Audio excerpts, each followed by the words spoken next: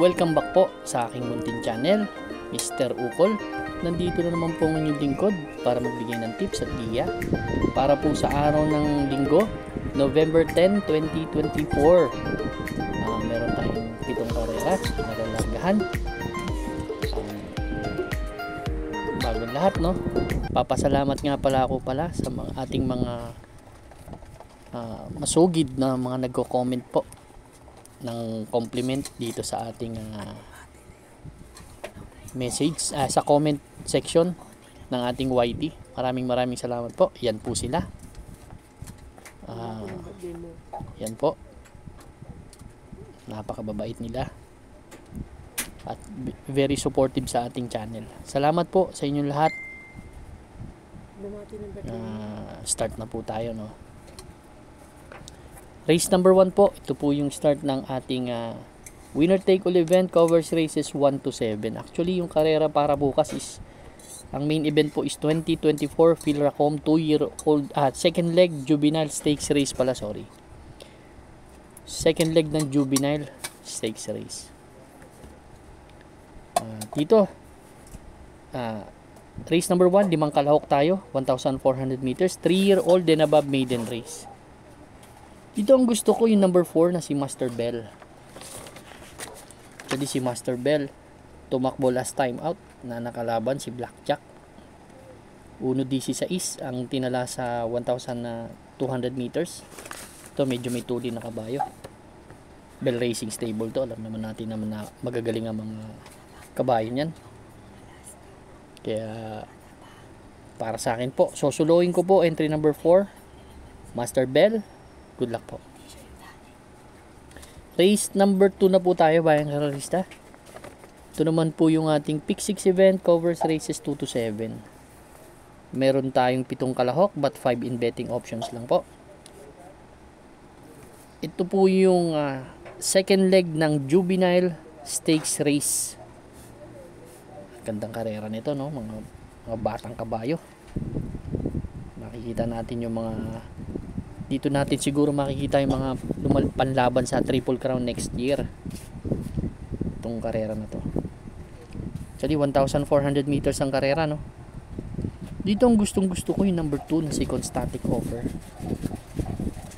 Actually, si Constatic Offer, wala pang talo to sa actual race nito, no? Actual run niya.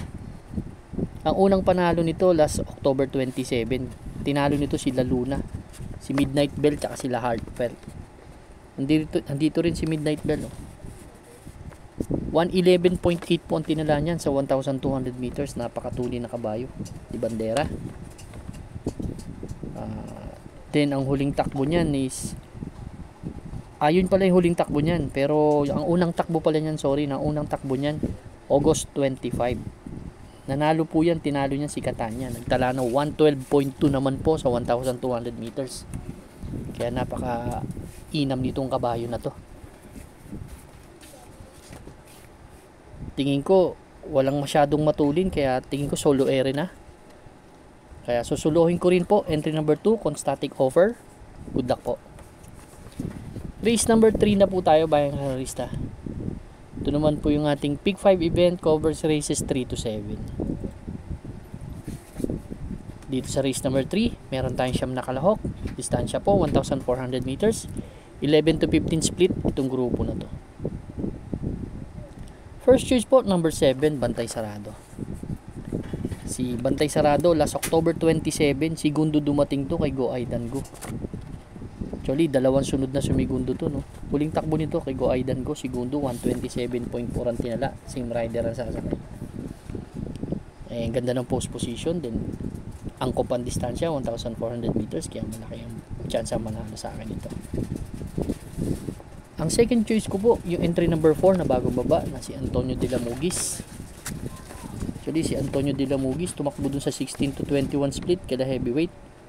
So, bumaba na siya dito. May 128 din naman yan. Malakas pa may mate. So, nakabayo. Kaya yan ang second choice ko. Third choice ko si Majestic Star na lately napapansin ko is medyo tumitimbang-timbang na.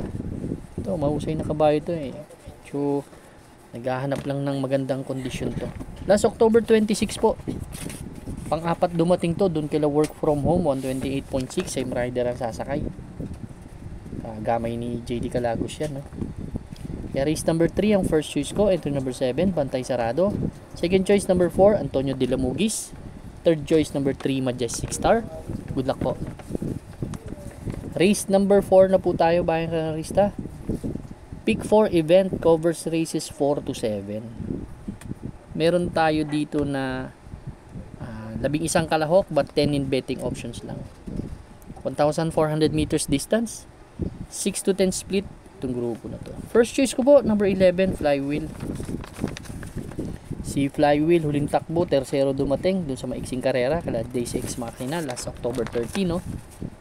1.15.4 ang tinala.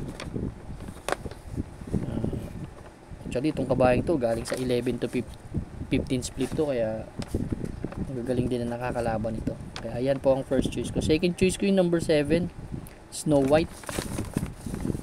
Si Snow White naman last November 2, panlima dumating, 1.31 doon kila Distant Thunder. Galing bagong baba rin to, 11 to 15 split din ang pinanggalingan nito.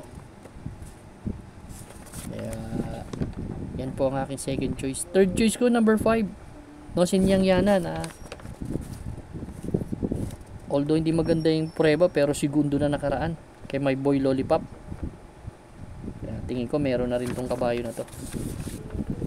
Kaya itong race number 4 ang first choice ko, entry number 11, Flywheel. Second choice number 7, Snow White. Third choice number 5, Noseniyang Yana. Good luck po. Race number 5 na po tayo, bayang kararista. Last extra double and last daily double plus 1. Dito ang first choice, meron tayo dito siyam na kalahok. Distansya po is 1,400 meters, 11 to 15 split itong grupo na to. First choice ko po dito number 1 na si Modern Verde. Si Modern Verde galing to sa dalawang sunod na segundo po. Dalawang sunod na panalo, sorry. Unang panalo nito last October 13. Tinalo nito si Stand-in Fate, nagdala ng 128.6. Then nagmento yung prueba, nanalo nung last October 27. Si La Republica naman ang tinalo, nagdala naman ng 1.27. Tingin ko malakas rumimating kabayo to. Pwesto lang na maganda eh. Talagang malaki ang chance ang manalo. Second choice ko yung galing sa mahabang bakasyon, then tumakbo agad last November 2, segundo agad dumating yan kay Valley Bell, si Kaboom, 1.30 ang tinala. Ito naman galing sa 16 to 21 talaga to, itong kabayo na to, kaya magagaling din na nakakalaban ito. Yan po ang aking second choice. Kaya race number 5 po ang first choice, entry number 1, Modern Verde. Second choice number 4, Kaboom. Good luck po, bayang karista. Race number 6 na po tayo, the penultimate race. Dito naman meron tayong 11 kalahok but 10 in betting options. 1,400 meters distansya, 22 to 27 split itong grupo na to. Ang first choice ko po dito, yung entry number 1 and 1A na si Mommy's Love, Amor My Love. Actually, itong dalawang to galing sa panalo to. Si Mommy's Love, last October 16, nanalo yan kila Aiche Hali. 127 ang tinala niyan sa 1,400 meters. Pero dun yan sa 11 to 15 split, umakyat ng grupo to. Pero itong kakouple entry niya, tingin ko ito yung panlaban nila. Isa sa mga, dahil galing to sa 22 to 27 eh. Nanalo to last October 13. Tinalo nito si Ayuda, maasahan 128.2 dun sa 22 to 27 na grupo. Kaya ayan po ang first choice ko. Second choice ko number 11, si Inclusion. Si Inclusion naman galing din sa panalo last October 26. Tinalo nito Summer Rule dun sa 16 to 21 na grupo. Kaya umakyat ng isang grupo to, 1.27 ang tinala. may tulin. Pwedeng isunod lang din, kaya yan po ang aking second choice. Ang third choice ko po dito, yung entry number 9 na si Golden Sunrise. Sakay ni JQ Cabarrio. Si Golden Sunrise, ang huling takbo nito last October 27. Panlima dumating to, doon kala full combat order 1.27. 2 beses na po sumigundo yan. Kaya tingin ko nasa kondisyon naman ng kabayo. Kaya race number 6 po ang first choice, 1 in 1A, Mommy's Love, Amor My Love. Second choice, number 11, Inclusion. Third choice po, number 9, Golden Sunrise. Good luck po.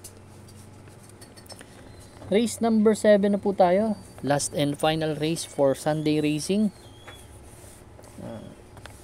Paratingan ng ating mga exotics. Winner take all, pick 6, pick 5, pick 4, last extra double, and last daily double plus 1. Dito meron tayong 11 kalahok, 10 in betting options, 1,400 meters, 16 to 21 split tong grupo na to. First choice ko po, entry number 1 na si Bocaue River Town. Si Bocaue River Town, pang-apat dumating to last October 30, 1.14.6. Nakita ko kasi parang kung titignan natin, halos lahat ng kalaban diremate.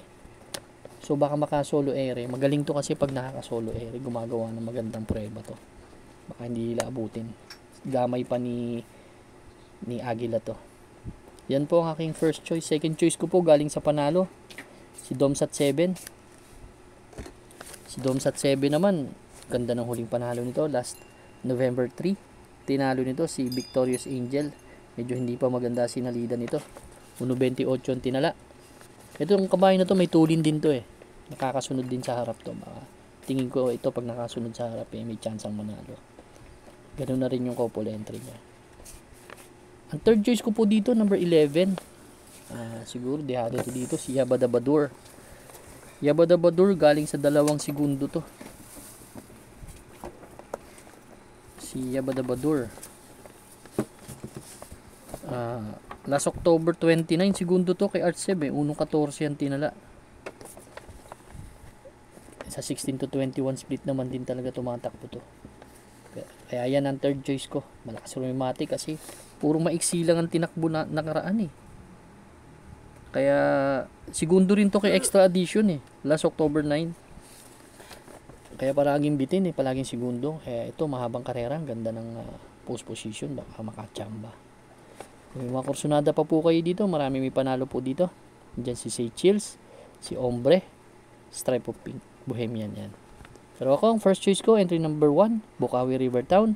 Second choice po, number 4, Domsat 7, or A, no? Third choice, number 11, Yabadabadur. Good luck po, bayang karerista. Maraming salamat po sa inyong walang sawang pagtangkilik sa aking munting channel. Good luck po, and stay safe.